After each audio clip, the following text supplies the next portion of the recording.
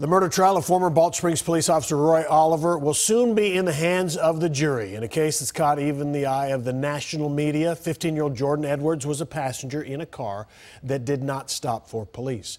Deliberating the murder charge comes next, and Fox 4's Sean Rabb tonight with a look at what jurors have to consider when deciding Oliver's fate. Sean.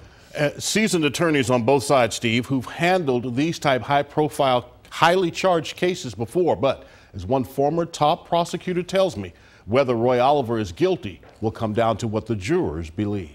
A remarkable day Thursday when former Balch Springs police officer Roy Oliver took the witness stand. You shoot this young man in the back of the head. That's what I later discovered. Did you? That's what I later discovered, sir. Most people wondered if Oliver would even testify.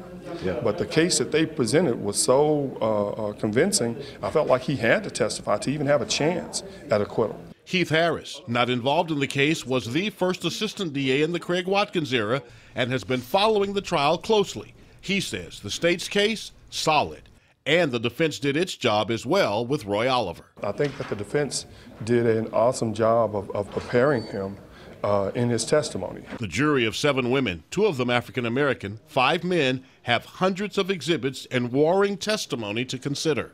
You got the state's experts, saying it was unreasonable. You got the defense experts saying it was reasonable. You got Oliver telling them exactly why he fired.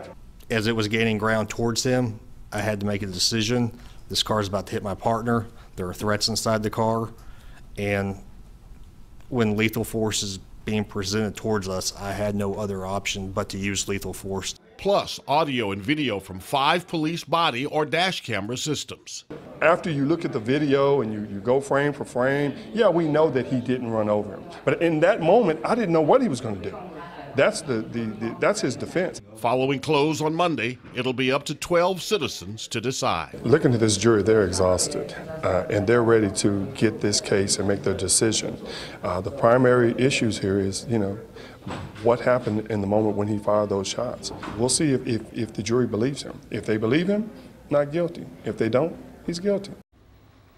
Well, the last words from both sides Monday morning, closing arguments. Then the jury begins the very hard work in this case of deliberating.